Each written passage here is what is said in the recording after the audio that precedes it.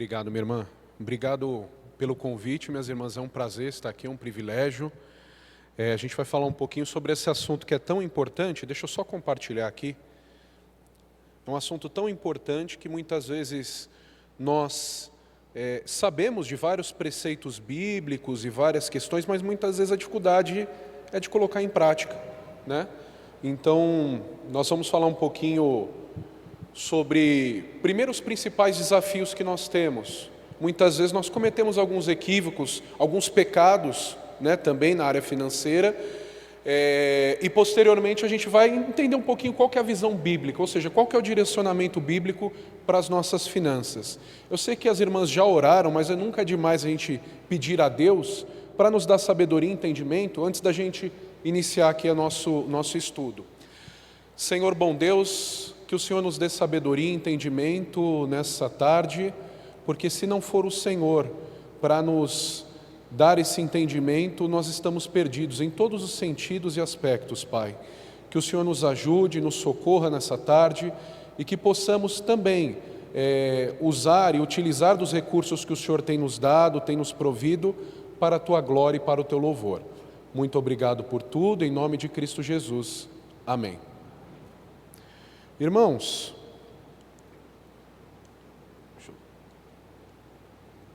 nós vamos começar falando sobre primeiro os principais desafios quando se trata da questão de falar de dinheiro, né? Como nós sabemos, meus irmãos, o dinheiro ele não é mal, como algumas pessoas falam. O dinheiro é neutro. A gente pode utilizá-lo de uma forma que glorifique a Deus ou de uma forma que o desonre. O dinheiro pode ser utilizado para financiar o tráfico de drogas, mas pode ser utilizado para sustentar os missionários, para ajudar a pregação do Evangelho, né? No financiamento, né? Basicamente. Então esse é um ponto importante. Muitas vezes algumas pessoas, né, nós caímos naquele erro de achar aquele jargão que é distorcido da palavra de Deus, de que o dinheiro é a raiz de todos os males. A gente sabe que não é essa, a gente vai ver no próximo slide, mas é um erro muito comum, né? Então quase que demonizando o dinheiro. Então, um erro muito comum é realmente a gente polarizar, ou seja, a gente menosprezar a importância do dinheiro. Fala, poxa, o dinheiro não serve, o dinheiro é mau, então eu não vou me preocupar, eu não vou ficar preocupado com as minhas finanças. Eu vou trabalhar, eu vou gastar o que eu ganhei e basicamente eu vou viver dessa forma. Eu não tenho que me preocupar, aprender mais sobre isso, porque o dinheiro ele é a raiz de todos os males, e a gente sabe que não é isso.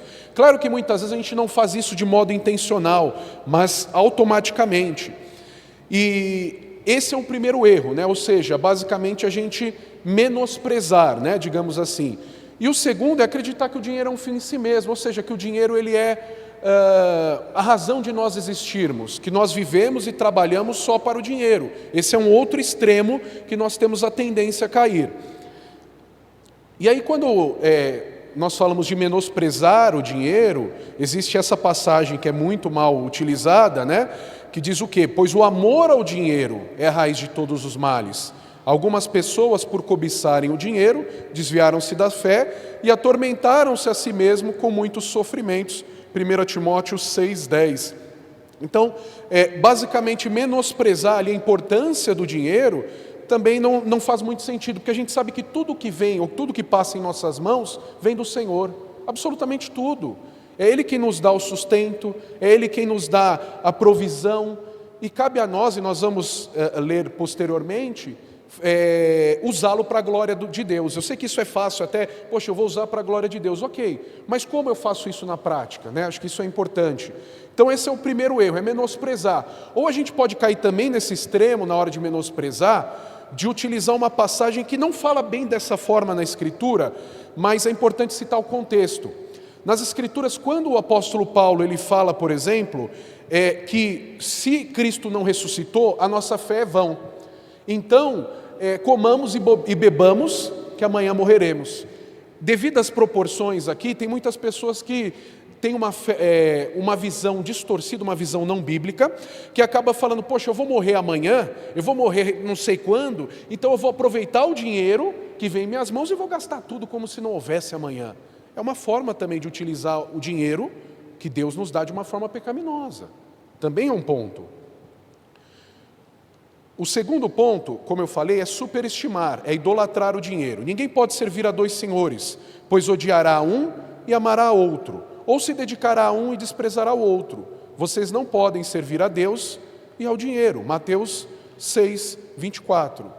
Irmãos, isso é tão simples. Se eu perguntar para cada um de nós que estamos aqui, nós vamos falar, claro que é pecado idolatrar o dinheiro, colocar o dinheiro no lugar de Deus, mas muitas vezes nós falamos isso com a boca, mas praticamos, né? Acabamos vivendo de outra. A gente vive muitas vezes, e aqui é claro, eu sei que cada um tem os seus desafios, mas nós vivemos ali muitas vezes só em prol do dinheiro, em ganhar dinheiro, em ganhar dinheiro, em ganhar dinheiro. E muitas vezes a gente esquece que o dinheiro é Deus quem nos dá, nós devemos adorar a Ele, e que o dinheiro é consequência do nosso trabalho no temor do Senhor. Muitas vezes é muito fácil a gente confundir, a linha é muito tênue. A esses dois extremos é muito fácil nós pecarmos e cair nesse erro. Mas até aqui, todos aqui já estão cientes desses tipos de problemas que nós temos, um dos vários tipos de problemas que nós temos ao utilizar o dinheiro.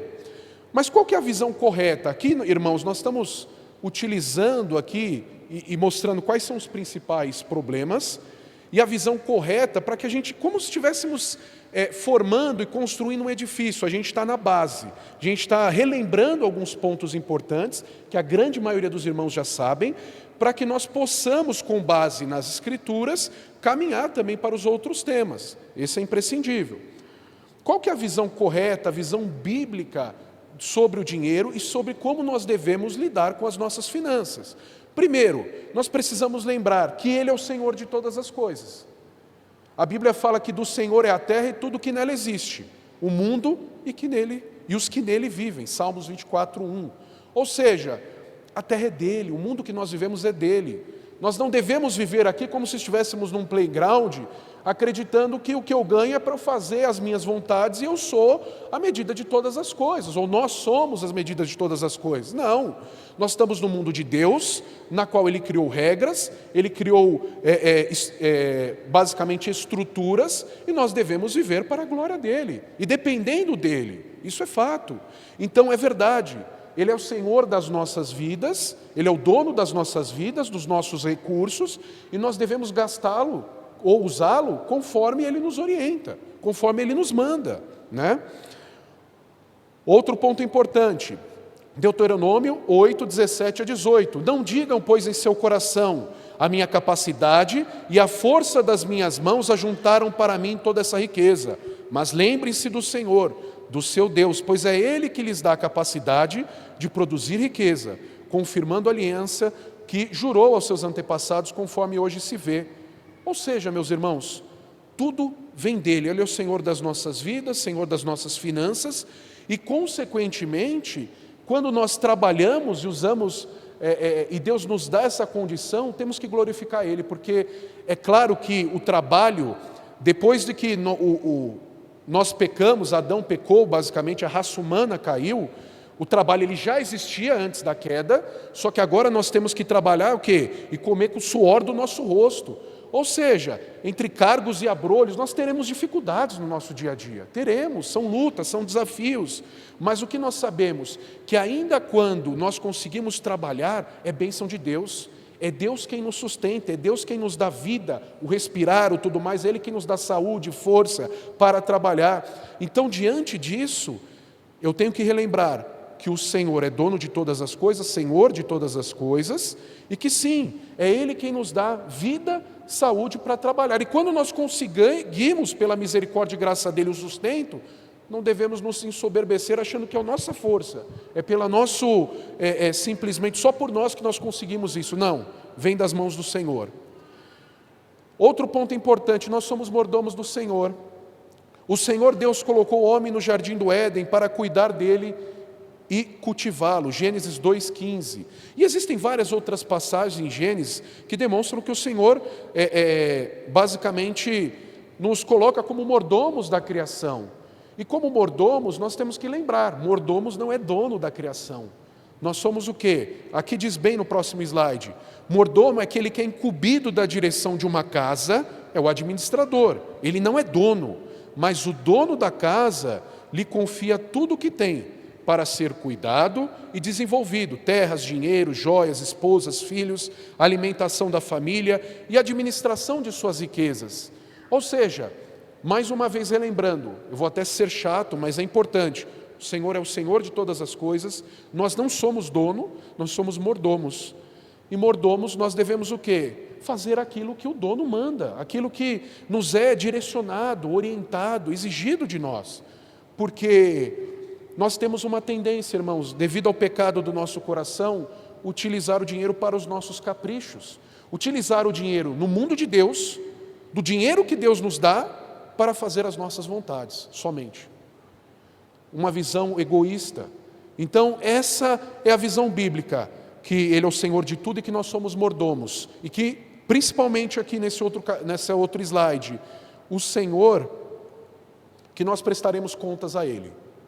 Eu acho que essa tríade, digamos assim, esse tripé é imprescindível. Quando nós se aproximamos dos recursos, não é um desleixo. Irmãos, eu não me interessar por aprender a lidar melhor com as finanças, ele deixa de ser um desleixo com uma visão bíblica e passa a ser uma responsabilidade. Passa a ser ter uma importância ímpar. Por quê? Porque o Criador de tudo me fez, me sustentou, está me sustentando espiritualmente, fisicamente, e eu não posso utilizar da forma que eu acho melhor, eu tenho que utilizar da forma e de acordo com os preceitos bíblicos. E aí, diante disso, eu sei que dependendo se eu utilizar bem ou mal, eu vou prestar contas a Ele de todo jeito. Isso é importante, porque nós vamos dar contas da forma como nós gastamos. Claro, as nossas atitudes, as nossas ações, nós sabemos disso, mas da forma como nós gastamos o nosso dinheiro. E parece ser uma coisa que anteriormente era boba, mas agora com essa visão passa a criar um grau de responsabilidade, de importância. Poxa, eu não vou usar meu dinheiro de qualquer forma. Sempre vou pensar, será que eu estou glorificando a Deus? Será que essa é a melhor escolha? Será que essa é a melhor forma? Isso é importante. E aí nós devemos lembrar, irmãos, qual é o fim principal do homem, como o breve catecismo nos passa, e claro, vários versículos bíblicos também nos ensinam, que o fim principal do homem é glorificar a Deus e gozá-lo para sempre. Então sim, nós devemos ter prazer, esperança, alegria e confiança somente nele. E que nas coisas que Ele nos dá, lembrar que as coisas são dele, que um dia a gente vai partir, essas coisas vão ficar para os nossos filhos, se Ele permitir, para os netos, mas depois continuam sendo deles da mesma forma, porque as gerações vão passando. Então é importante relembrar desses conceitos que, se eu perguntar para todos aqui, todos sabem, mas que às vezes caem no esquecimento, e a gente precisa ser relembrado diariamente sobre esses temas. E diante disso, Diego, nós já vimos que existem algumas formas, alguns erros que nós cometemos, alguns pecados muitas vezes, porque são pecados algumas vezes, que nós cometemos utilizando o dinheiro de forma incorreta. Nós começamos a ver aqui a visão bíblica sobre esse tema, claro, de uma forma um pouco mais rápida, mais sucinta, porque o nosso tempo também ele é escasso, mas quais são as aplicações na prática, Diego? Ou seja, como nós devemos utilizar os recursos que o Senhor nos deu? Primeiro, para avanço do seu reino. Irmãos, se nós pegarmos os nossos orçamentos, ou se nós pegarmos ali os nossos controles, e nós visualizarmos quanto do nosso recurso nós utilizamos para o avanço do reino, seja com os nossos dízimos e ofertas, que é, claro, devolver para o Senhor o que é dele, uma parte do que é dele, porque tudo é dele, e quanto nós gastamos em causas missionárias, eu acho que nós vamos ficar no mínimo envergonhados. E eu não sei, cada um individualmente tem o seu proceder, mas eu falo por mim, porque muitas vezes a gente gasta o dinheiro com tudo, mas com o que é mais importante, o avanço do reino. Nós estamos aqui, claro, por um objetivo, e o principal objetivo é o quê? Pregar o Evangelho a toda criatura. E é claro que eu preciso pregar no meu dia a dia, mas às vezes também eu não consigo, às vezes não, certamente eu não consigo estar em outros lugares ao mesmo tempo. Então eu consigo o quê? Do pouco que o dinheiro que Deus me dá, ou do muito, ajudar, contribuir para a pregação do Evangelho. Então sim, os recursos no mundo que é dele, os recursos que ele me dá, a saúde que ele me dá para eu viver e para trabalhar, Sim, eu devo, como premissa aqui, ajudar no avanço do reino do Senhor. O segundo é para o sustento da nossa família. Ou seja, irmãos, é claro, nós devemos trabalhar para a glória de Deus, e nós cremos que com esses recursos que Deus nos dá, sustentar a nossa família de uma forma que glorifique a Ele, sabendo sempre e lembrando sempre de que quer ganhe o papai ou a mamãe ganhe muito ou pouco, ou nós, cada um de nós ganhe muito ou pouco, nós devemos relembrar que tudo vem dele e que basicamente ele tem suprido as nossas necessidades. É claro que como seres humanos a gente sempre tem, muitas vezes cai no erro de querer sempre mais, e querer melhorar a vida não é pecado, não é errado, mas quando nós colocamos isso como um fim em si mesmo, se torna pecaminoso. Então relembrar que sim, Deus ele nos dá o sustento para sustentar a nossa família, pagar escola, comida, é o sustento de uma forma geral. Então é imprescindível a gente saber que, além da questão do sustento da casa do Senhor, a nossa família também conta com o nosso sustento, obviamente. E ajudar os necessitados. Então, meus irmãos, percebam, a visão bíblica nos leva a não ficar focados em nós mesmos. Porque qual que é a tendência? Nós gastarmos o dinheiro e falar, esse dinheiro é meu. Eu trabalhei, eu fiz. E agora eu vou gastar do jeito que eu acho melhor. Não. A visão bíblica, ela nos leva ao quê? A contribuir para que nós não fiquemos focados em nós mesmos, mas em glorificar a Deus e também o quê? Ajudar o próximo, ajudar os nossos irmãos. Essa eu acho que é uma das melhores formas de nós não termos um coração focados em si mesmo, ganancioso, porque é uma tendência, infelizmente, devido ao pecado no nosso coração, nós temos uma tendência, quando a gente menos espera, menos vigia, a gente está com aqueles pensamentos de pensar só no nosso reino, e a gente sabe que quem tem reino é só o único rei, que é o Senhor. E 1 Timóteo, meus irmãos, diz assim, 1 Timóteo 6,18: exorta aos ricos do presente século que não sejam orgulhosos, nem deposite a sua esperança na estabilidade da riqueza, mas em Deus, que em tudo nos proporciona ricamente para o nosso aprazimento, que pratique o bem, que sejam ricos de boas obras e generosos em dar e prontos a repartir. 1 Timóteo 6,18. Só um minutinho, meus irmãos.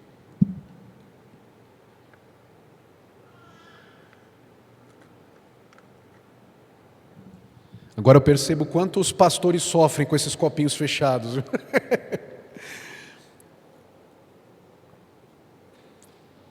Perfeito. Até aqui, meus irmãos, nós então vimos qual que são os principais desafios, os principais erros e as aplicações aqui, aliás, os principais desafios, a visão bíblica sobre isso e quais são as aplicações, ou seja, que nós devemos ter sim, utilizar o dinheiro para o sustento da obra dele, para o sustento das nossas famílias e para ajudar o próximo, os da nossa casa, os da fé, com certeza, e também aqueles que estão em situação difíceis. Então isso é imprescindível. E isso tende a trazer um coração, com o coração em Deus, porque quem consegue fazer isso é só aqueles que efetivamente estão com o coração transformados. Eles efetivamente nós efetivamente vamos o quê? Buscar agradar o Senhor, ajudando o próximo e assim por diante. E aí, meus irmãos, nós caímos aqui num ponto importante que muitas vezes não é divulgado ou pouco falado. Então quer dizer que eu utilizando o dinheiro de uma forma que glorifique a Deus, sustentando a obra do Senhor, sustentando a minha família e ajudando o próximo, isso glorifica a Deus? Sem dúvida. Agora, qual que é o outro ponto? Se eu utilizar o dinheiro de uma forma incorreta, é pecado? Endividar-se é pecado? Esse é um tema importante. Contrair empréstimos em nossa sociedade é tido como algo comum. Mas o que a Bíblia fala sobre isso? Por que nós nos endividamos? Então, nós, por mais que alguns possam ter mais ou menos conhecimento na parte de economia, se a gente liga o noticiário, a gente vai ver que diariamente, a gente vê lá, o governo lançou títulos para se financiar. As empresas pegaram empréstimos, lançaram títulos, pegaram empréstimos com bancos e assim por diante. Então a gente vê que isso é uma cultura enraizada. Os governos, né, não só no Brasil, mas os governos tendem a não ter uma disciplina fiscal, um temor ali do Senhor de honrar as suas contas e, consequentemente, precisam se financiar, pegar emprestado. As empresas, a mesma coisa. E nós, como pessoas físicas, muitas vezes podemos cair nesse erro também. E nós vamos ver que em alguns casos é pecado, em outros não. Meus irmãos, uma coisa que eu esqueci de falar, eu vou pedir para, no final eu esqueci até de falar sobre esse tema, claramente alguns irmãos vão querer perguntar e fiquem à vontade, eu só vou pedir, como a gente tem bastante assunto, para os irmãos anotarem, de repente, as principais dúvidas ou questões que queiram passar, e no final a gente vai deixar um tempo para tirar essas questões, essas dúvidas, que eu acho que é imprescindível, tá bom? Sobre a questão das dívidas, imprevistos, meus irmãos, às vezes acontecem imprevistos em nossas vidas, às vezes acontece que basicamente uma despesa que não estava programada, uma doença, uma situação que está fora do nosso controle. Às vezes acontece de uma pessoa perder o emprego, como a irmã deu um exemplo, pode acontecer com todos nós, ou se em algum momento já não aconteceu. Diante disso, muitas vezes nós precisamos contrair dívidas. Dessa forma é pecado? Não, porque aconteceu. São coisas que estão fora do nosso controle. Nós devemos o quê? Continuar dependendo e esperando em Deus e recorrendo a Deus. Mas, por outro lado, existem outras formas de se endividar que é pecado. E uma delas é idolatria e conforto. Como assim? Às vezes eu quero ter um padrão de vida diferente do que eu poderia ter. Às vezes o meu vizinho compra um carro importado e eu quero ter um também, para falar que eu não estou por baixo. Às vezes eu quero ter uma roupa de grife, de luxo, de marca, seja como for. Então veja, eu posso me endividar pelo motivo errado. Eu posso me endividar por uma questão de orgulho, de status, por uma questão de querer demonstrar para pessoas que muitas vezes nem estão preocupadas conosco, que nós temos recursos, que nós temos dinheiro, que nós temos condições. Isso é pecado. Então veja como é importante nós discernirmos, e são questões reflexivas mesmo. Por quê, irmãos? Porque é claro que ninguém pensa assim, poxa, eu vou comprar o carro e isso é idolatria, eu vou comprar um carro de 200 mil, isso é idolatria. Não.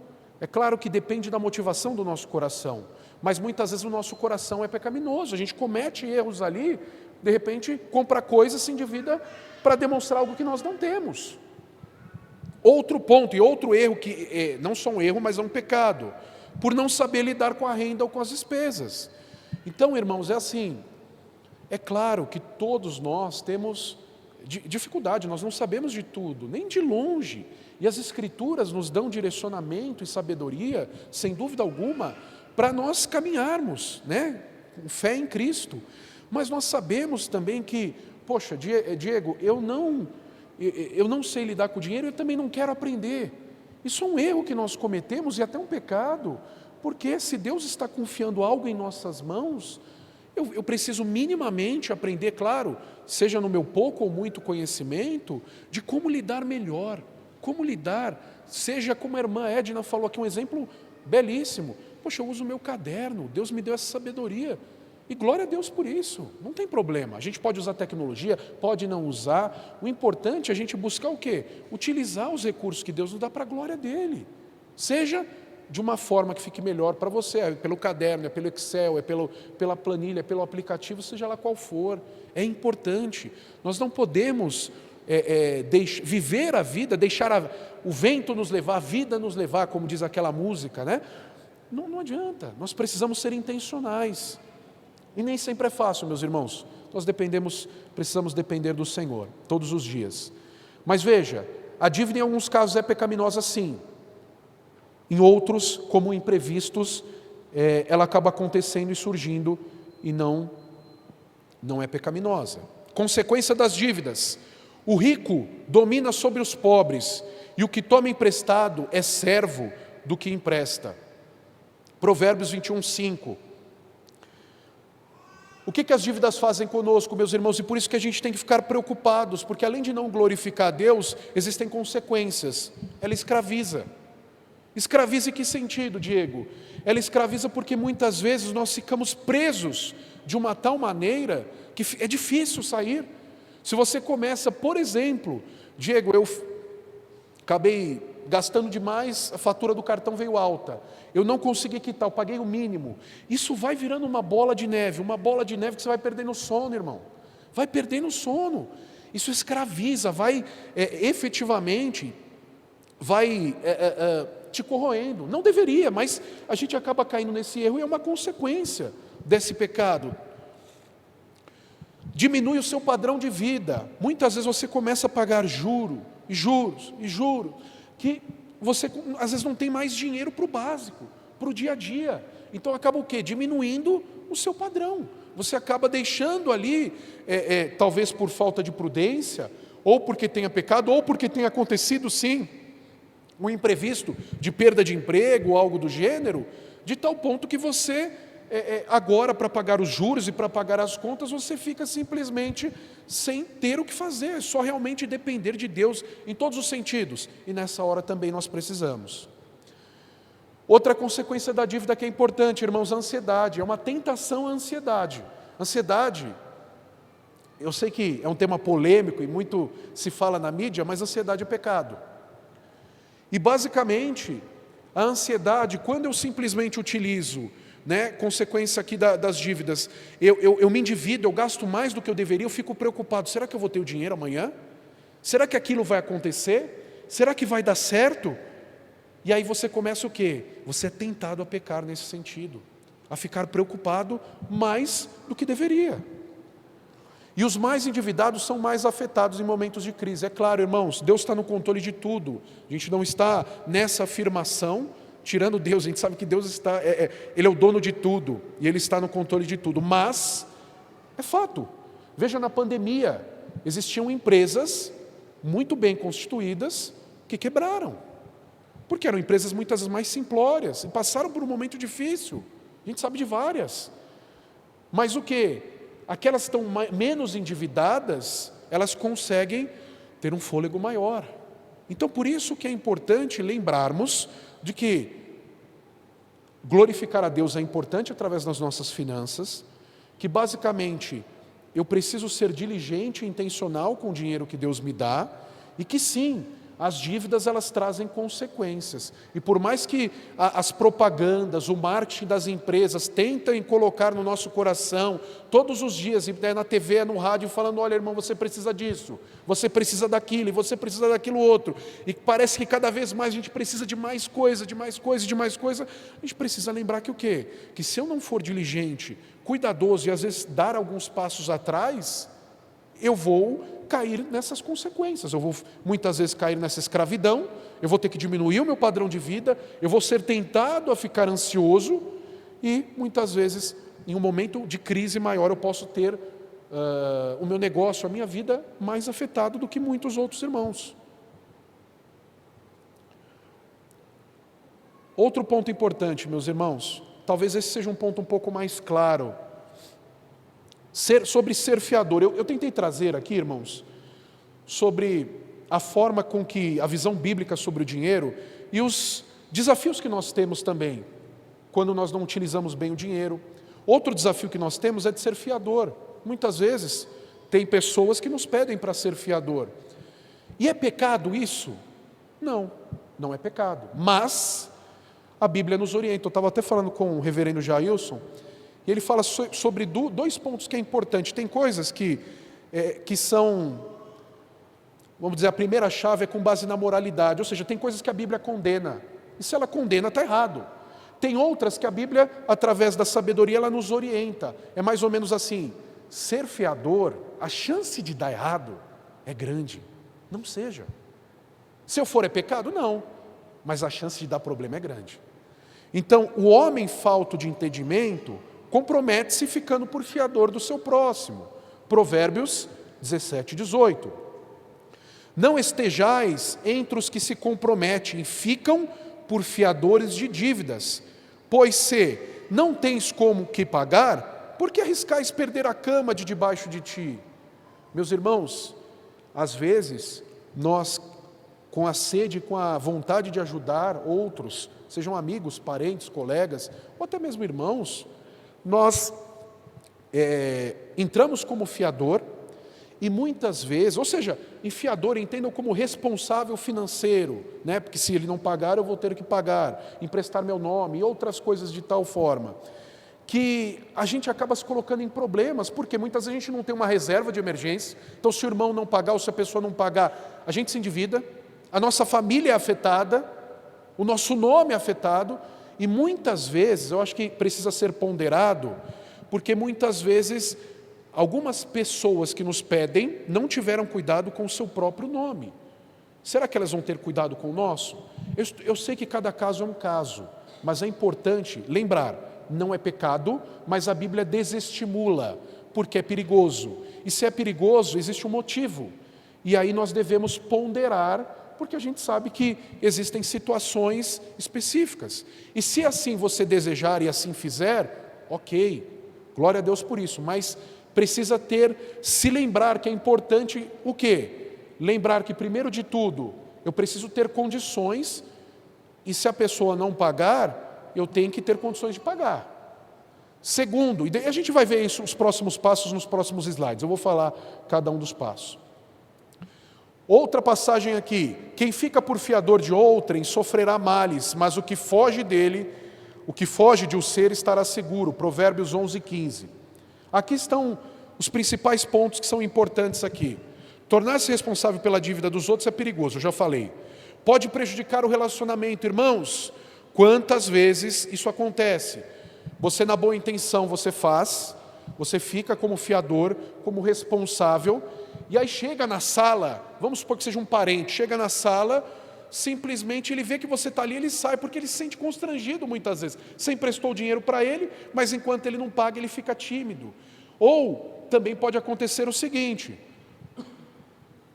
esse erro também acontece no próximo tema que nós vamos falar. Eu emprestei meu nome, eu fiz qualquer outra coisa, fiquei como fiador e basicamente esse irmão não me paga. Eu tenho uma tendência a ficar o quê? Com ressentimento. Aí eu começo a ver lá nas redes sociais, a pessoa está viajando. Aí você fala, misericórdia, o rapaz não me paga e está viajando para outro país, para outro estado. Mas veja, meus irmãos, a Bíblia nos orienta justamente porque o Senhor sabe de todas as coisas e sabe com toda certeza que isso pode prejudicar o relacionamento. Outro ponto, prejudica o seu amigo ou familiar. Em que sentido, Diego? No seguinte aspecto, muitas vezes ele utilizou, eu sei que tem casos e casos, mais uma vez, eu estou falando de uma forma geral, ele utilizou os recursos de forma incorreta, de forma não ordeira, de forma não organizada, disciplinada, e ele teve um nome sujo, e não consegue agora, ficou com o nome sujo por algum motivo, e às vezes pode ser até por uma consequência de um desemprego, enfim, a gente sabe que não é toda forma pecaminosa, como eu falei anteriormente, só que muitas vezes, se a gente sempre estimula, a pessoa ela não vai ter um zelo para com as finanças dela. Por quê? Porque se toda hora que eu preciso, esse rapaz, esse meu parente está aqui e eu sei que ele tem dinheiro, eu acabo como se fosse, não seria bem essa palavra, mas como se fosse mal educando essa pessoa. Em que sentido? De que ela tem que sim dar alguns passos atrás, diminuir o padrão de vida e depender de Deus. E é verdade, em alguns casos, eles vão precisar de ajuda, é verdade. Só que é importante eu lembrar desses temas e desses tópicos, porque certamente eu poderei passar por isso, caso eu opte por ser fiador de alguém. E é o que eu falei, você será tentado ao ressentimento. Sabe como eu sei disso, irmãos? Um exemplo bobo, talvez muitos de nós já tenhamos passado, ou algum parente, ou algum conhecido. Uma pessoa, ela financia um carro com banco. Aí o que acontece? A pessoa não paga por qualquer motivo, seja um meio porque perdeu o emprego, ou seja por um meio pecaminoso mesmo. Ela não paga. Aí o que ela faz? O banco vem tomar. o que ela fala? Ela começa a maldizer o banco. Esse banco é sem vergonha, esse banco é não sei o quê. E aí você pensa assim, e se fosse comigo? E se eu tivesse dado o meu nome? Se eu tivesse emprestado? Será que ele não estaria falando mal de mim também se eu cobrasse dele? É importante relembrar esses temas. Então eu não estou generalizando, mas quando a Bíblia nos orienta que o melhor dos mundos é fugir de ser fiador, é porque existem motivos. E aqui, é claro que não tem como esgotar esses motivos, mas esses são alguns deles, meus irmãos. E aqui ainda em Provérbios 22:1 diz: mais vale o bom nome do que muitas riquezas, e o ser estimado é melhor do que a prata e o ouro. Então, é imprescindível a gente ter um zelo com o nome que Deus nos deu, no sentido de honrar as nossas dívidas, pagar as nossas contas, dar o passo conforme a nossa perna, para que a gente não venha ficar com o nome sujo. E aqui é um tema bem importante também, um pouquinho polêmico. Emprestar dinheiro a juro. Existem algumas passagens na Bíblia que falam sobre isso, principalmente no Antigo Testamento. Por exemplo, em Êxodo 22:25 diz assim: se fizerem empréstimos a alguém do meu povo, a algum necessitado que vive entre vocês, não cobrem juros deles, não emprestem visando a lucro. Em Provérbios 28:8 diz assim: quem ama a sua riqueza com juros, quem aumenta sua riqueza com juros exorbitantes, ajunta para algum outro que será bondoso com os pobres. Provérbios 28:8. Irmãos, eu estou trazendo várias passagens porque realmente o que importa é a palavra de Deus. Ele não oprime ninguém, antes devolve o que tomou com garantia no empréstimo. Não comete roubos, antes dá sua comida aos famintos e fornece roupas para os despidos. Ele não empresta visando a algum lucro, nem cobra juros. Ezequiel 18, de 7 a 9. Quais são as aplicações sobre esse tema tão importante, meus irmãos? Eu posso emprestar dinheiro e cobrar juro? Pode. Pode por quê? Porque a Bíblia, ela nos orienta, a principal preocupação do Senhor é com a ganância, justamente a questão de eu colocar o lucro, o dinheiro acima de ajudar as pessoas. Então o Senhor estava preocupado, sem dúvida alguma, com a ganância do povo, porque Ele conhece obviamente o nosso coração, e Ele sabe que nós temos a tendência ao quê? A olhar somente para o lucro, para o dinheiro, né? Então sim, nós podemos emprestar, só que a Bíblia condena, a linha é muito tênue.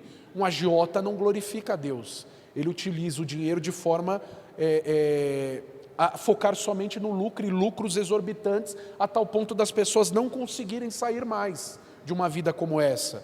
Então, sim, deixa eu dar um exemplo. Vamos supor que eu tenho meu dinheiro investido no banco. Eu invisto ele e ganho X% ao mês com esse dinheiro. Vamos supor, R$10.000. Eu invisto esse dinheiro e ganho 0,80 por mês. Se eu emprestar esse dinheiro para outra pessoa, seja para um amigo, para um colega ou para um irmão, eu vou deixar de ganhar o dinheiro para emprestar para ele. Eu não vou cobrar uns juros de um banco, não. Apesar de que, e aqui só um parênteses, os bancos cobram mais, e aqui eu não quero entrar nesse tema, porque cada empresa, cada banco tem uma forma de usar, e eu trabalho em um deles, mas o banco ele faz uma análise de qual que é a probabilidade daquela pessoa não pagar. Nós não temos essa análise, a gente não consegue mensurar isso. E devido ao grau que ela tem de capacidade financeira de pagamento, eles cobram mais ou menos. E eles pegam emprestado numa ponta para emprestar a outra. Eu pego emprestado com o Joãozinho, que é superavitário, que tem dinheiro guardado, para emprestar por uma outra pessoa que está endividada, que é deficitário. E aí, consequentemente, eles cobram mais, enfim, eu não vou entrar nesse mérito.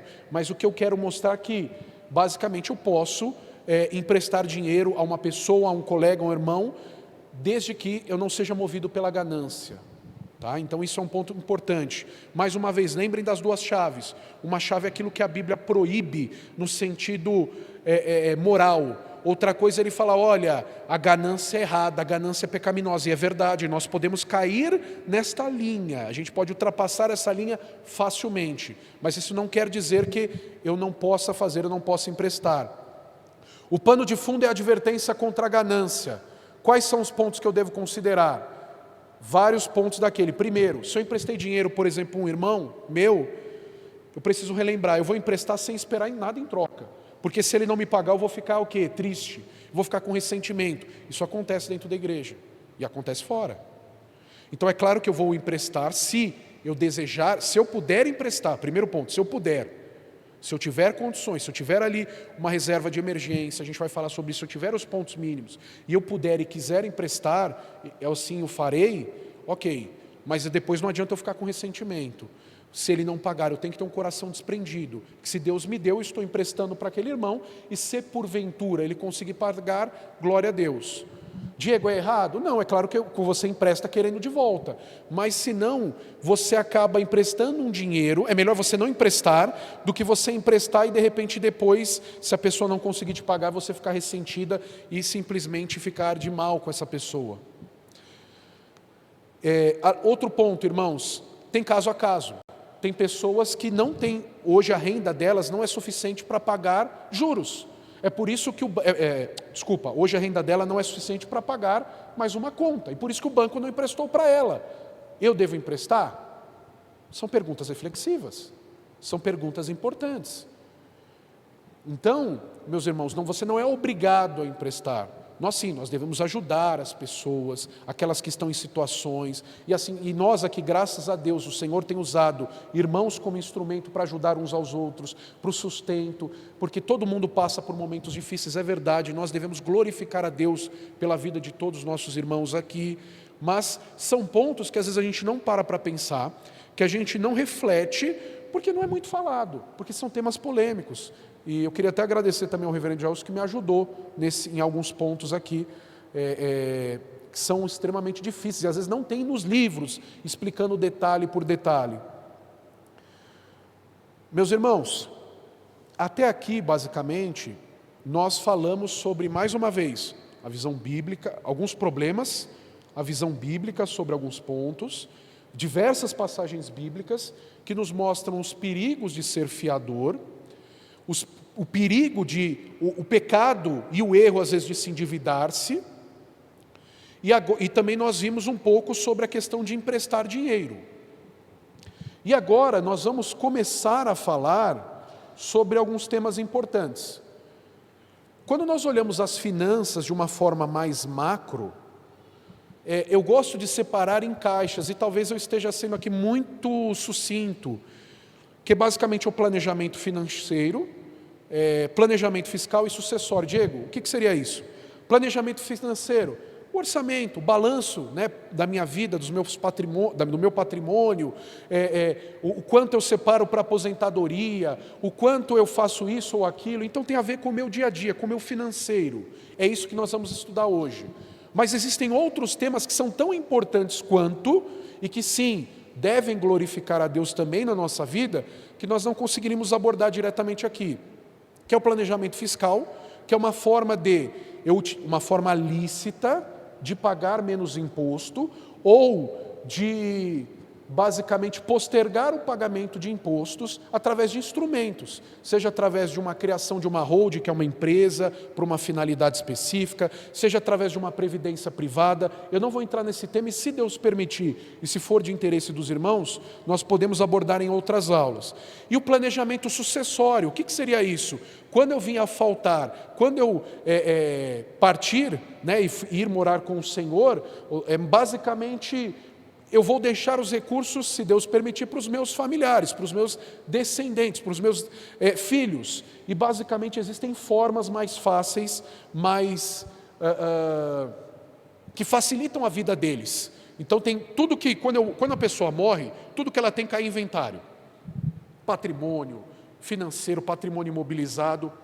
E quando você tem um planejamento sucessório, seja através de uma holding, de seguro ou de previdência, você basicamente uma parte desse patrimônio fica protegida, se é que podemos dizer assim, e eles têm acesso mais facilmente.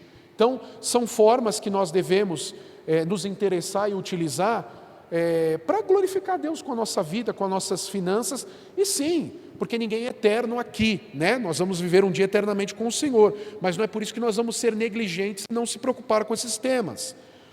E aí um ponto importante que eu queria evidenciar, irmãos, tem muitos irmãos aqui com idades diferentes. Tem irmãos que estão aqui no começo, digamos assim, da vida. Tem irmãos que já estão ali na fase intermediária, tem outros que estão já um pouco mais avançados de idade, mais experientes. Isso não quer dizer, irmãos, e nós não tivemos, e eu me incluo nisso, nós não tivemos educação financeira na escola. Nós não tivemos.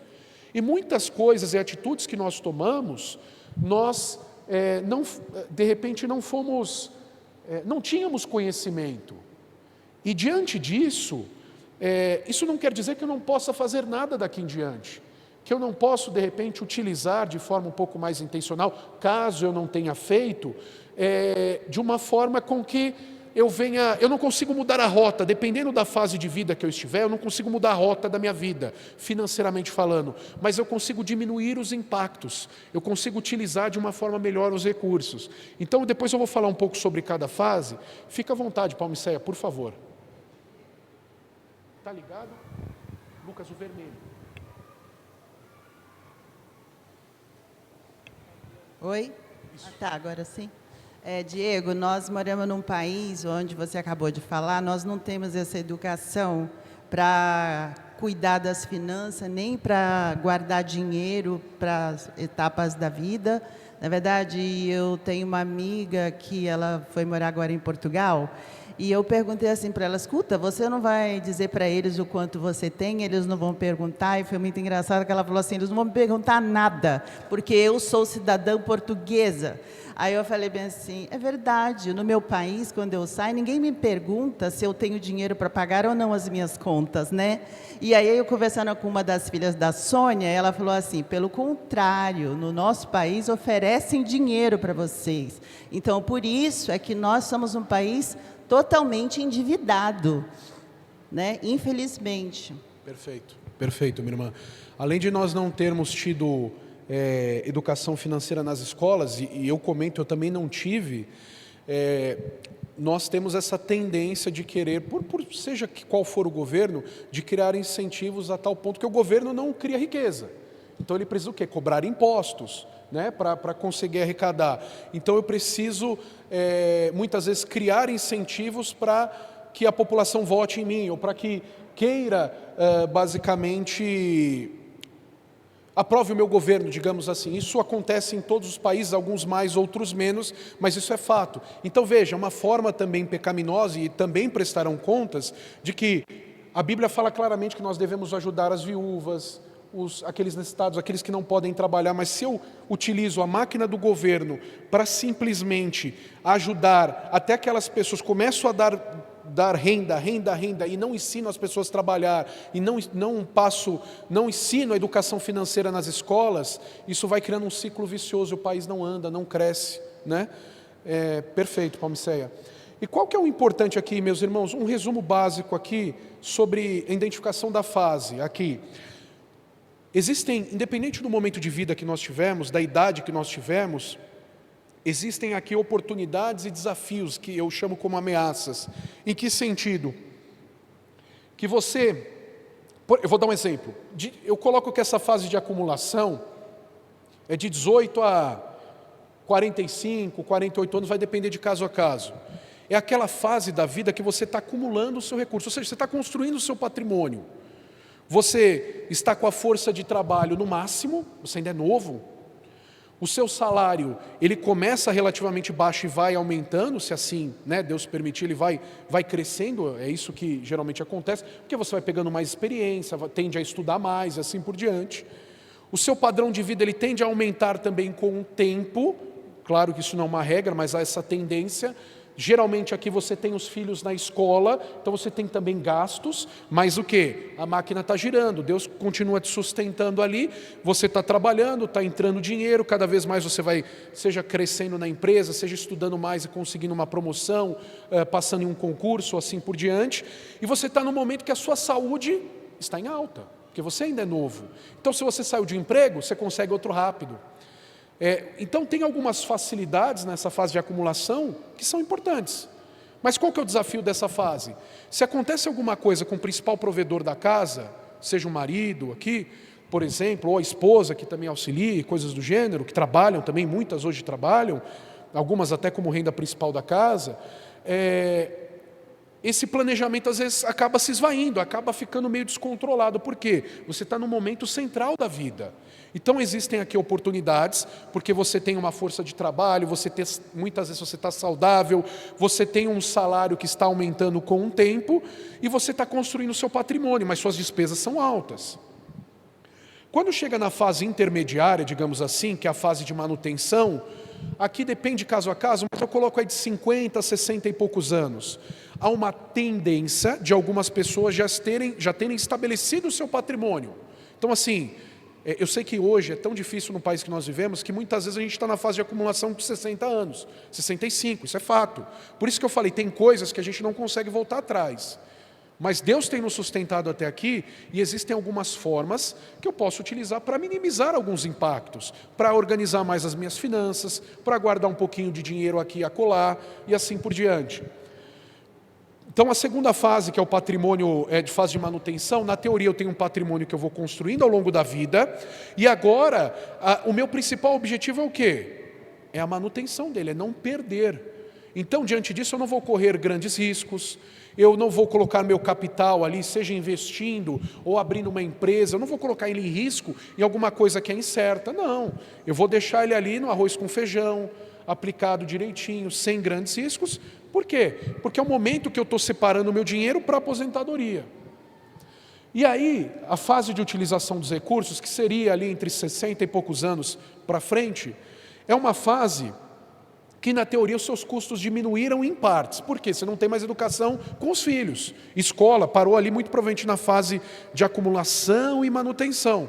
Só que em contrapartida, os outros gastos aumentam. Quais? Plano de saúde, remédios, né? Então, por um lado, eu não tenho mais escola para pagar, mas eu tenho plano de saúde e remédios. A minha saúde, claro que nós temos exceções, mas minha saúde já não é a mesma de quando eu tinha 20, 30 anos. Eu tenho custos altos, como eu já falei com essa questão. O meu salário há uma tendência a diminuir, a não ser que eu tenha uma empresa, ou que eu tenha ali dividendos, e a gente vai falar um pouco sobre isso, que seria uma renda passiva, uma renda que eu receba mensalmente, seja por aluguel de imóveis ou algo do gênero, há uma tendência da minha renda diminuir. Em que sentido? Porque quando eu me aposento com o técnico fora. Eu sei que tem funcionários públicos que é um pouco diferente, né, que tem a sua aposentadoria própria, às vezes se aposenta com o valor que ganha ou um percentual disso, mas o trabalhador que não é do Estado, vamos dizer assim, não é funcionário público, basicamente o teto é 7 mil e poucos reais. Então, se você ganha 15 mil hoje, 20 mil hoje, você vai ter um déficit. Você não vai conseguir necessariamente manter o padrão de vida. E como que eu equilibro? Tem algumas formas, mas hoje, graças a Deus, nós temos um ponto positivo aqui. Qual é nessa fase? Que a expectativa de vida das pessoas está aumentando. Glória a Deus por isso, isso é bom.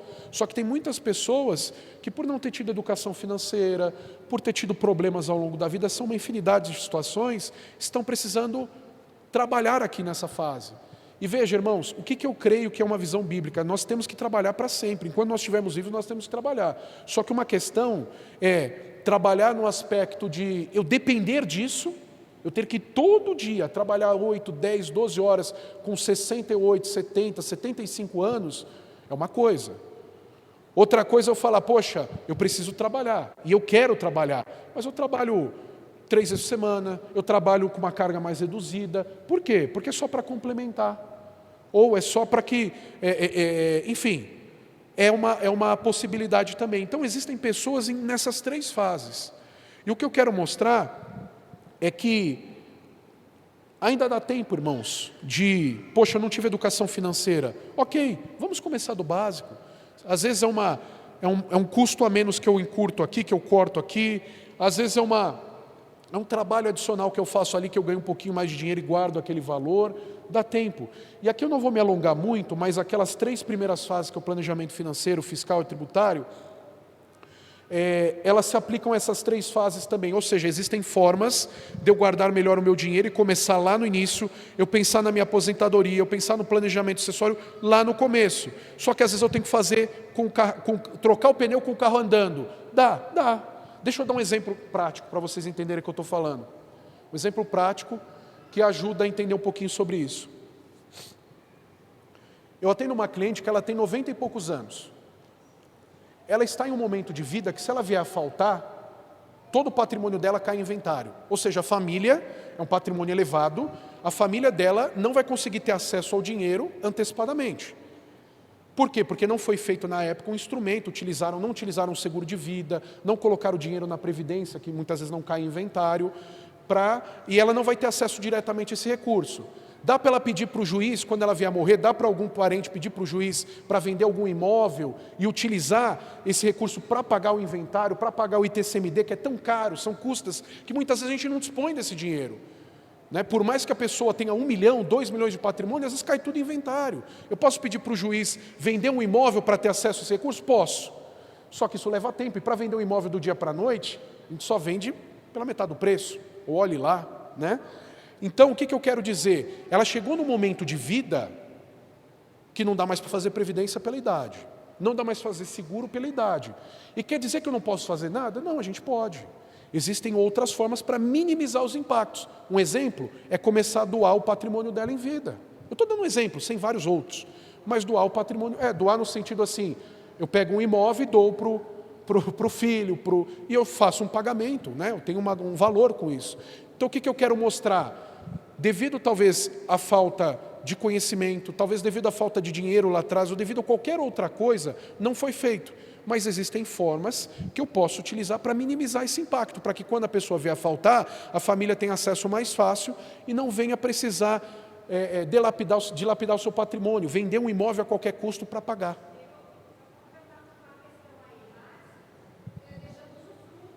Também. Se não tiver um usufruto, você ainda corre o risco de deixar um patrimônio para o seu filho torrar seu patrimônio e você ainda, antes de morrer, ficar sem nada.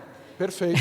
Infelizmente, eu estou na área jurídica, a gente sabe disso, E também a questão que você falou do inventário, se tiver menor, herdeiro menor, enroscou, porque o Ministério Público não autoriza a venda mesmo. Eu vivo isso, vivencio isso no meu trabalho, e é enrosco.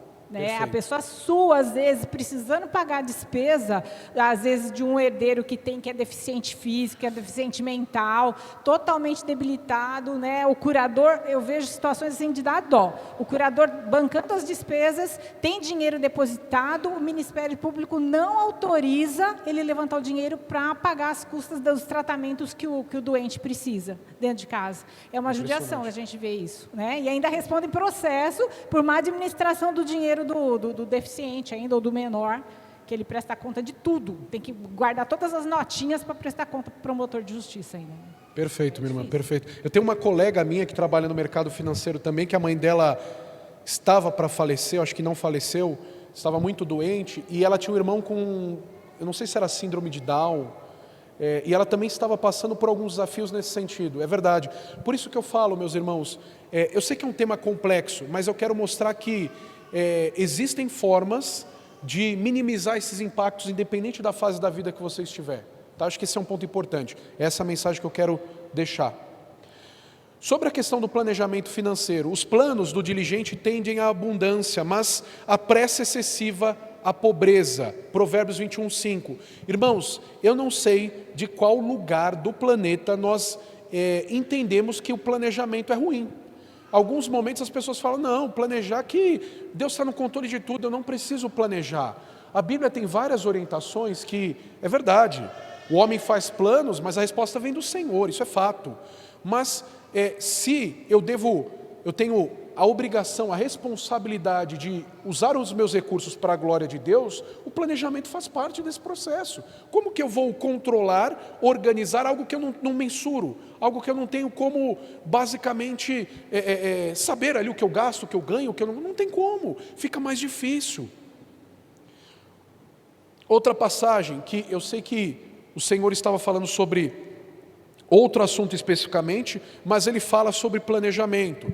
Pois qual de vós, querendo edificar uma torre, não se assenta primeiro, para fazer as contas dos gastos, para ver se tem como acabar, com que acabar, para que não aconteça que depois de haver posto os alicerces, e não o podendo acabar, todos os que a virem comecem a escarnecer dele, dizendo: este homem começou a edificar e não pôde acabar. Lucas 14, 28, 30. Então, meus irmãos, esse é um ponto importante. O planejamento ele faz parte da vida, principalmente se nós quisermos utilizar o dinheiro para a glória de Deus. E aqui eu quero falar um ponto importante, que muitas vezes acaba passando despercebido: a vida financeira da família. Irmãos, existem casais de forma errada, de forma não bíblica, na qual o marido tem o seu dinheiro e a esposa tem o seu dinheiro, cada um administra isoladamente. Biblicamente falando, essa visão não é correta. Por quê? Porque se nós somos uma só carne, se nós casamos, o que é meu é dela e o que é dela é meu. Então, diante disso, eu preciso sim ter um orçamento para casa, na qual contemple as finanças do meu marido, a finança da minha esposa, as despesas de ambos, porque o dinheiro é nosso, é Deus quem nos deu e nós que devemos administrar. Então, está errada a visão apartada das coisas. Não, o meu marido ele tem o dinheiro dele, as despesas deles, a minha esposa tem as dela e a gente não junta. Não, é um casal, nós somos uma só carne, não faz sentido. E essa moda está, vamos dizer assim, se alastrando, e eu creio que não tem amparo bíblico para esse tipo de visão. E aqui, irmãos, tem um outro ponto importante. Diego, por exemplo, no meu caso, eu sou responsável financeiro, por exemplo, pela minha casa. É errado a esposa fazer, por exemplo, a contabilidade, o orçamento de casa? Eu não creio que seja errado.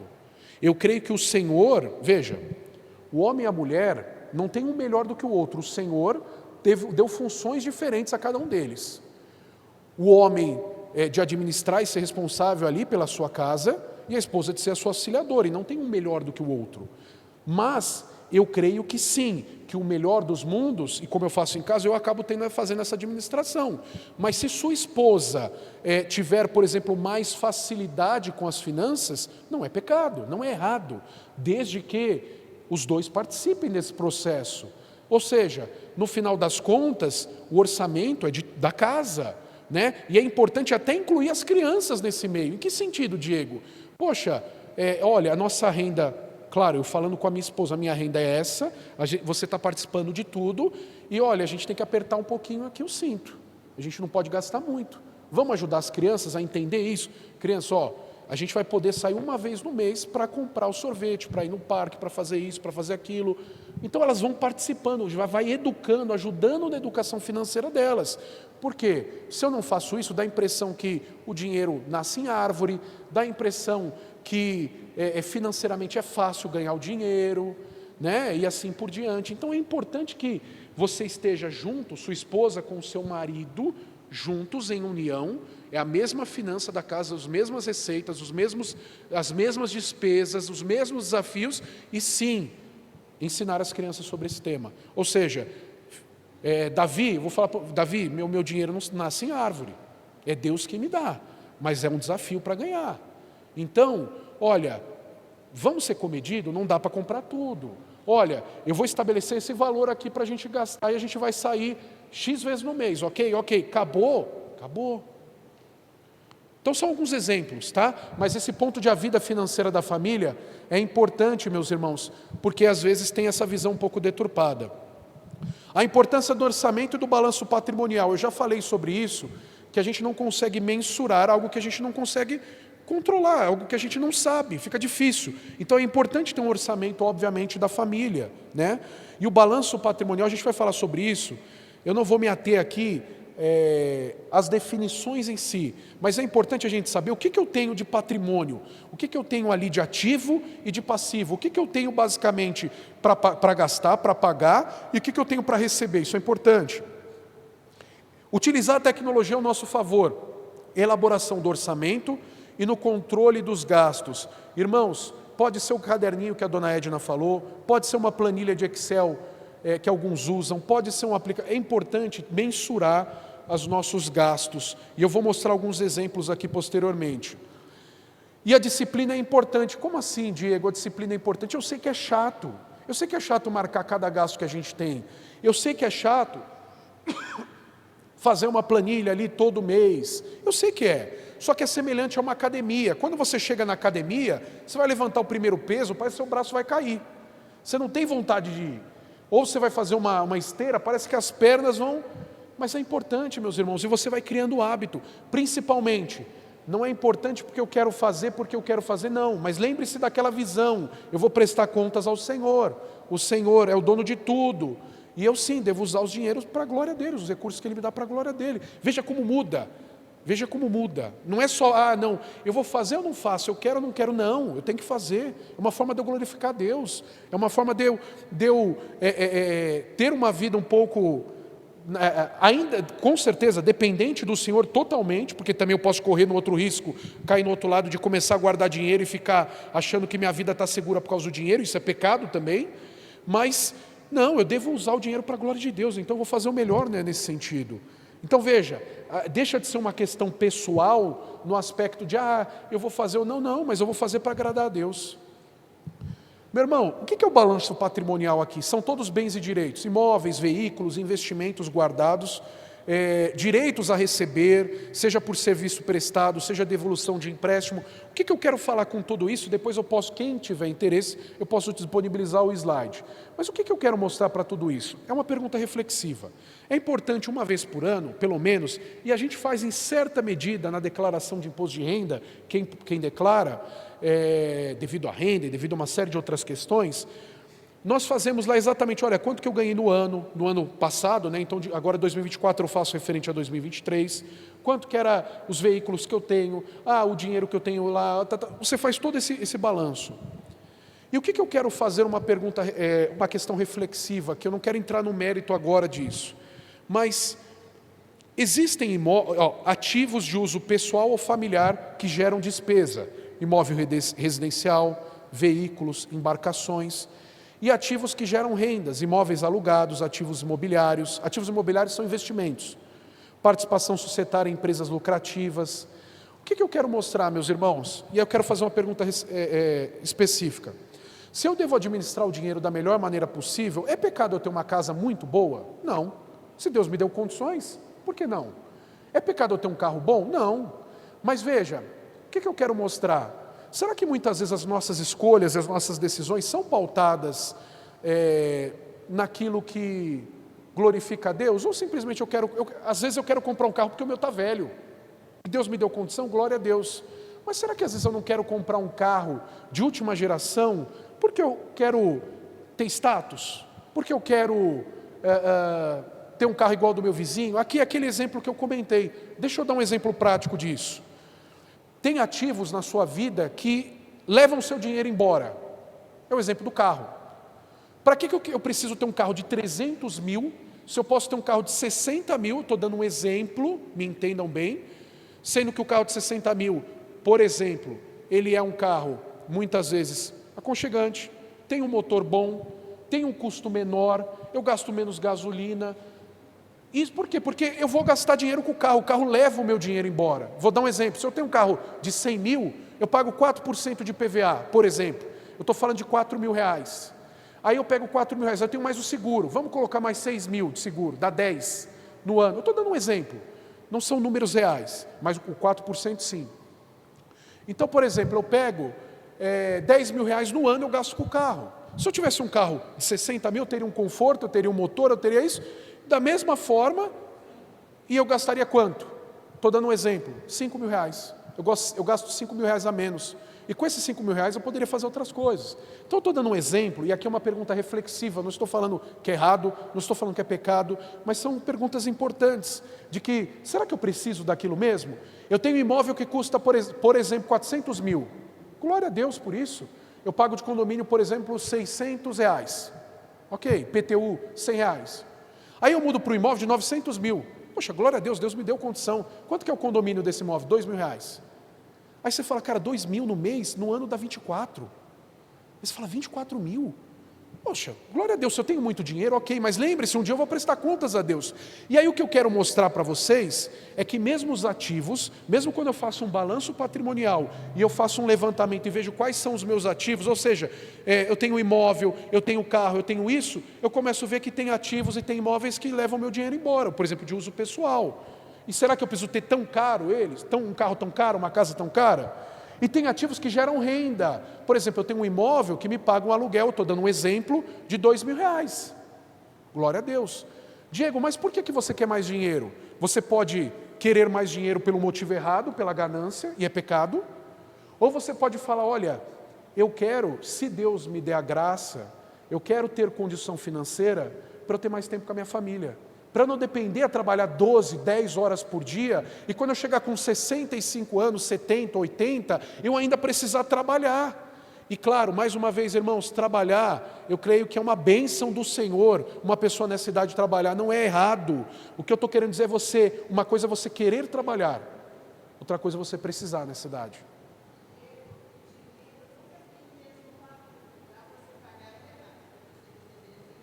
Exatamente, minha irmã, perfeito. E outra coisa, né, além desse ponto que a gente vai falar, o dinheiro também... Bom, a gente vai falar sobre inflação depois. Eu não sei se ainda dá tempo, agora são 4h25? Ainda dá tempo, acho. Irmão, se eu estiver passando do tempo, a gente continua. Eu acho que mais 15 minutos, tá? Então 4h25, 4h40, tá? Irmãos, se porventura os irmãos tiverem interesse, tiverem outro tempo, a gente pode voltar para complementar. Porque eu ainda tenho aqui, eu preparei 59 slides, não vai dar, né? Porque o assunto mas eu já preparei, foi proposital, tá? Se vai ficar e se vocês quiserem, depois a gente fala. Então o que eu quero mostrar? Que tem ativos que geram renda. Então, por exemplo, eu pego o meu dinheiro, esses R$6.000 que eu compro um carro mais barato e que eu tenho todo o conforto para a minha família, mas eu pego esses R$6.000 ao ano e eu invisto esse recurso. Esse dinheiro ele multiplica, ele vai multiplicando, dependendo da taxa de juros. Então o que eu quero mostrar? Existem formas de eu me preparar e me planejar financeiramente para que eu tenha uma vida, e Deus vai nos dando sabedoria, para que eu tenha uma vida assim, na dependência de Deus, passando por desafios, é verdade, mas de uma forma intencional, a tal ponto de eu buscar glorificar a Deus através dela e, se possível for, diminuir a carga de trabalho para eu ficar mais tempo com a minha família lá na frente. Então veja, tem pessoas que podem usar isso de forma pecaminosa, tem pessoas que podem usar para a glória de Deus. Então esse é o exemplo do balanço patrimonial que eu estou dizendo, de ativos que geram renda e ativos que trazem renda. E aí o passivo aqui é só para resumir. Existem dívidas de curto prazo e dívidas de longo prazo. É importante também ter essa distinção, porque isso faz diferença no planejamento. Eu vou passar um pouco mais rápido, eu não vou me ater a isso daqui, porque não é tão importante. E a gente entra no orçamento pessoal. Etapas relevantes do orçamento pessoal. Utilização de planilha, registros dos gastos, revisão do processo. Irmãos, quem tem dificuldade em controlar os seus gastos, porque não tem a disciplina de marcar diariamente, existem aplicativos no celular, que quando você acaba o final do dia, dá para você lá falar, olha, eu tomei um café na rua, eu gastei 10, eu fiz isso, eu gastei 20, isso daqui eu gastei 50, e você consegue ter um controle melhor. Diego, eu não tenho costume. Tem alguma outra forma que você pode fazer para ajudar no controle? Tem. Eu vou dar um exemplo, se você tiver um cartão de crédito, mas pelo amor de Deus, irmãos, cartão de crédito pode ser uma bênção, mas pode ser um grande problema. Cartão de crédito, se você usa num montante... Vou dar um exemplo.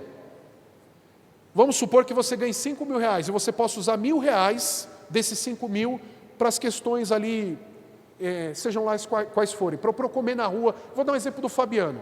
O Fabiano, ele trabalha ali na rua, eu nem combinei com ele, me desculpe, Fabiano, isso, mas provavelmente ele tem um custo, às vezes, de comida, ele tem um custo, às vezes, de uma água, do deslocamento, e se ele não tiver esse controle, fica difícil. Então, por exemplo, ele pode anotar diariamente quanto que ele gastou, ou ele pode passar no cartão de crédito, e no final do dia, tem cartão de crédito que é na hora, ele consegue ver ali, e no final do mês também, o quanto que ele gastou. Eu gastei X de gasolina, eu gastei X de alimentação, isso ajuda a controlar, mas o cartão de crédito tem que tomar cuidado, porque se você gasta mais do que você tem, vai virar um problema. Tem pessoas que conseguem fazer isso com o cartão de débito também. Eu marco lá, eu passo o débito, E aí, consequentemente mostra no final do dia que eu gastei R$ 50. Aí no final do dia eu vou lembrando, então R$ 50 foi 10 do pastel da feira, foi 5 da água, foi 10 do transporte, do vale transporte, foi 10. Então isso ajuda. É o melhor dos mundos? Depende, cada um tem uma facilidade. Alguns têm a facilidade de usar o aplicativo de gastos no celular, alguns preferem utilizar o cartão de crédito, porque mostra ali com mais rapidez, com mais tranquilidade. Tem outros que no extrato consegue ver, apesar que tem vários estabelecimentos que não aparecem direto no extrato, só aparece o débito. Então, assim, existem N formas, irmãos, que vocês podem utilizar para ajudar nesse quesito. E aqui, a gente só vai falar sobre receitas e despesas. Receitas, é tudo que eu recebo basicamente, a fonte de receita. Salário, aluguéis, rendimentos de aplicação, distribuição de lucros. E as despesas, tem as despesas fixas, que são aquelas que eu tenho todos os meses, o valor é fixo ou varia muito pouco, independente do consumo. Então, aluguel, condomínio, plano de saúde, mensalidade escolar. Ou tem as despesas variáveis, que são aquelas cujo valor varia conforme o consumo, alimentação, transporte. Então, por exemplo, se o Fabiano, por algum motivo, não trabalhar o mês X, ele não vai ter o custo de alimentação na rua, ele não vai ter o custo da gasolina. Então, consequentemente, são despesas que variam conforme sua utilização. É possível gerenciar essas despesas e fazer menos refeições fora de casa. Então, assim, para controlar, é mais fácil você controlar as despesas variáveis do que as despesas fixas, porque é mais fácil de cortar. Não tem como eu cortar a parcela do financiamento. Eu tenho que mudar de casa para essa finalidade. Eu não consigo trocar facilmente o aluguel, a não ser que eu mude de imóvel, e assim por diante. Desafio, ganhos limitados e necessidades ilimitadas. Irmãos, muitas vezes o nosso coração pecaminoso, a gente muitas vezes acaba tendo necessidades ilimitadas. Parece que a gente precisa de tudo, e os ganhos são limitados. A gente não consegue contemplar todas as necessidades. Então, primeiro, a gente tem que ficar grato com aquilo que Deus nos dá. Então, isso é importante, isso eu esqueci de falar anteriormente. O contentamento é imprescindível, mas sim, a gente consegue aqui, de uma forma mais organizada,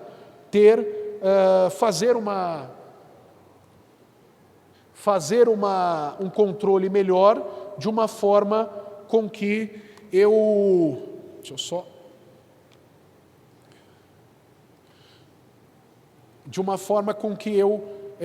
glorifique ao Senhor com o controle aqui das minhas finanças.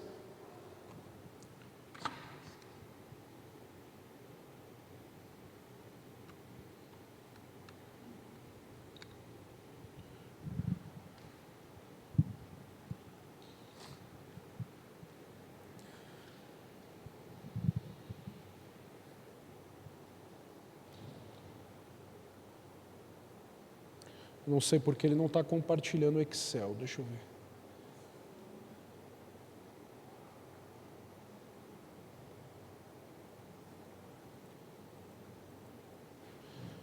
Ele não está compartilhando o Excel, meus irmãos, mas o que eu preciso enfatizar? Eu fiz uma planilha básica aqui, que ela demonstra... deixa eu pegar aqui o print que fica mais fácil, acho.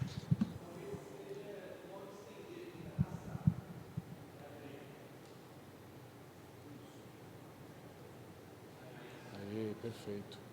É bom falar com quem entende, né, irmãos? O que eu quero dar um exemplo aqui? Eu sei que está um pouco pequeno, eu vou tentar dar um zoom. E depois quem tiver interesse, cada um tem, às vezes já utiliza, eu posso compartilhar essa planilha com vocês, tá? Enfim.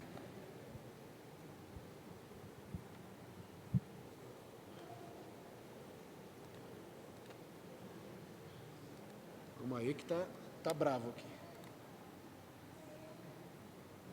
Bom.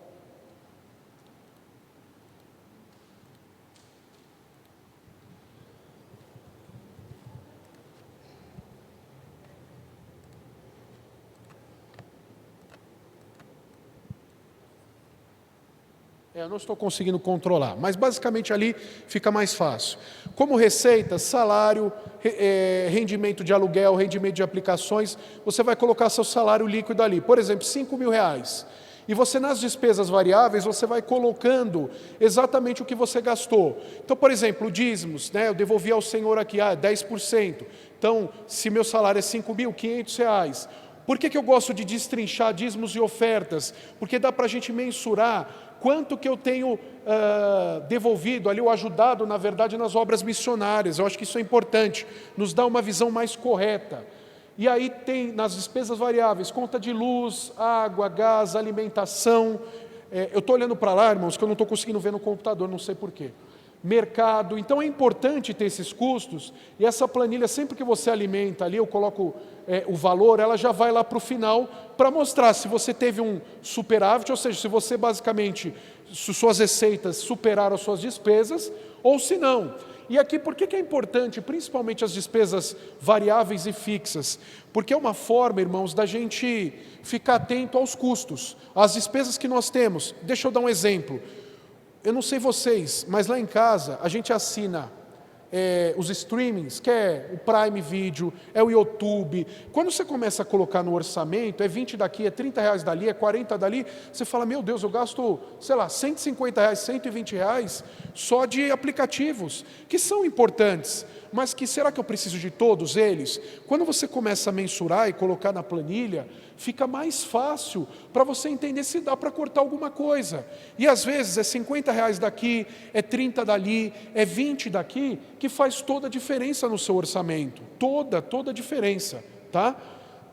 Então eu vou compartilhar depois com vocês. Nós temos 5 minutos só para concluir aqui a apresentação. Só vou voltar a compartilhar aqui. Perfeito. A partir do momento que eu faço essa planilha, e quem tiver interesse eu compartilho, existe um diagnóstico ali. Então, orçamento no vermelho, eu vou entender qual que são os itens de maior peso. Ou seja, será que o maior percentual da minha renda, ela está indo para, sei lá, para o lazer? Pode ser que esteja. Eu preciso diminuir isso, eu preciso conter, sanar essa sangria. Ou será que a maior parte do meu orçamento, ele está indo para alguma outra questão que eu possa controlar? E se eu não tenho esse controle, eu não consigo mensurar, eu não consigo saber quanto eu gasto de cartão, quanto eu gasto de lazer, quanto que eu gasto de internet. Às vezes eu consigo fazer um plano mais básico, e assim por diante. E quando o seu orçamento ele está no vermelho, nós temos duas possibilidades. Ou eu aumento a minha receita, ou seja, eu trabalho um pouco mais, faço hora extra, faço um curso que me ajuda de repente a ganhar mais, ou eu diminuo as minhas despesas, ou eu corto as minhas despesas. Então, diante disso, é mais fácil cortar as despesas, né? E a inflação, o que eu devo considerar aqui, antes de falar aqui, só para a gente concluir, a inflação. Irmãos, se a gente simplesmente guarda o dinheiro embaixo do colchão, a gente perde dinheiro. Em que sentido? Existe uma pesquisa que é feita que um Big Mac, um lanche do McDonald's há X anos atrás, ele tinha um custo Y. Por exemplo, custava R$2. Estou dando um exemplo, não é o valor real. E hoje, o mesmo lanche custa 15. Então, se você guardou o dinheiro embaixo do colchão, você perdeu o dinheiro, o seu dinheiro está valendo menos no aspecto do que a inflação é um aumento generalizado dos preços. Então significa que eu com R$100, há 2 anos atrás eu ia no mercado e eu comprava 10 itens. Hoje eu vou com R$100, eu compro 5. Mas os R$100 não custa R$100? Não é o mesmo valor? É, só que os preços aumentaram. Então por isso que é importante a gente controlar mais os nossos gastos, é verdade, e sim, para um valor determinado do recurso que sobra, eu investir esse recurso, para que o quê? Eu consiga, seja me proteger contra a inflação, seja basicamente ganhar ali um X da taxa de juros, que ajuda o meu patrimônio a crescer. Irmãos, tem muito mais coisa para a gente falar, esse tema ele é muito grande, ele é muito complexo. Eu perdi, eu não digo perdi, mas eu investi um pouco mais de tempo na orientação bíblica, porque é o que faz sentido, é o mais importante, e eu queria agradecer os irmãos por essa oportunidade. Eu não consegui avançar muito com o tema, mas existem outras coisas que a gente pode falar. Se sobrar outro dia, outro tema e vocês tiverem interesse, a gente pode continuar com essa apresentação, Mais uma vez, eu compartilho o PDF se vocês tiverem interesse com a apresentação completa, eu compartilho a planilha e eu fico à disposição. Eu sei que a gente falou ali talvez 10% do assunto que nós podemos falar, mas é importante também, eu não quero atrapalhar muito o horário dos irmãos, tá bom? Alguém tem alguma dúvida, irmão? Rápido, porque a gente já estourou o tempo, faltam aqui 2 minutos. Não tenho dúvida, mas eu quero agradecer essa grande oportunidade, porque a igreja é um local de uma comunidade, né, de irmãos que precisam estar ciente do nosso dia a dia, de como nós éramos e como nós estamos e o que nós precisamos para frente. Me preocupo muito com as crianças, porque na nossa época não tinha realmente a educação financeira, que tanto é útil, mas as crianças precisam entender os seus próprios gastos. Eu sou a favor, né, que a criança tenha um valor, pode ser na poupança. Aconteceu isso com meus 2 filhos, e eles fizeram algo lá na idade de 12, 14 anos, e agora? Você não tem problema, vocês vão pagar. Aí um vira para o outro, mas o mês que vem vai ter mais. Vão pagar também. A criança precisa ter essa responsabilidade. Então, cabe a nós, como cristãos, ajudar nessa parte, no intuito bíblico, e a igreja abriu essa porta, e a gente sabe que está abrindo as portas para outras palestras, que são necessárias, são rotineiras, né? A gente tem que cultuar ao Senhor, mas além de cultuar, como eu devo me dedicar ao Senhor mais e mais, com os valores que eu tenho, que eu recebo, que eu agradeço ao Senhor. Então, foi muito agradecida essa oportunidade. Obrigado, minha irmã. Deus seja louvado por isso. Nós não chegamos nem no tema ainda dos investimentos, mas, se Deus permitir, não vai faltar oportunidade para nós voltarmos. Dona Sônia, a gente pode... Tem algum outro tema? Posso fazer uma oração? Como que funciona?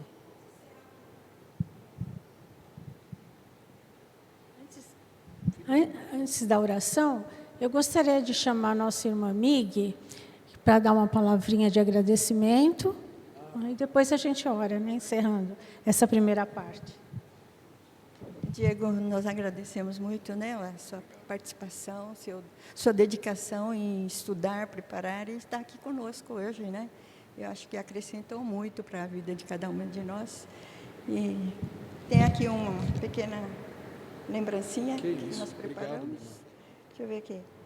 Agradecemos a sua contribuição para o trabalho do Grupo das Mulheres Lírios do Campo, que o Senhor o retribua com bênçãos sobre você e sua família. Amém. Obrigado. Agradecemos, tá? Obrigada. Amém, minha irmã. Deus abençoe. Obrigado. Vou solicitar, então, ao irmão Diego que ore, fechando essa primeira parte, e depois a segunda parte será lá no 3º andar, tá? Todos estão convidados, e a gente vai dar um tempinho de uns 10 minutos para continuarmos lá. Vamos orar, meus irmãos. Santíssimo Deus, te agradecemos por essa oportunidade, Pai, de aprender mais do teu ensino, de como lidar com o recurso que o Senhor nos dá.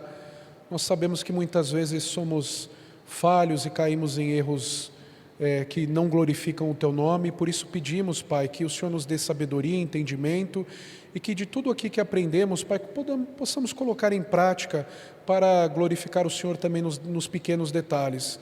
Muito obrigado por tudo, ser conosco, abençoe também, Senhor, as irmãs, os irmãos que estão aqui presentes. Obrigado também por essa oportunidade, por essa organização, que o Senhor seja louvado em tudo. Em nome de Cristo Jesus, amém.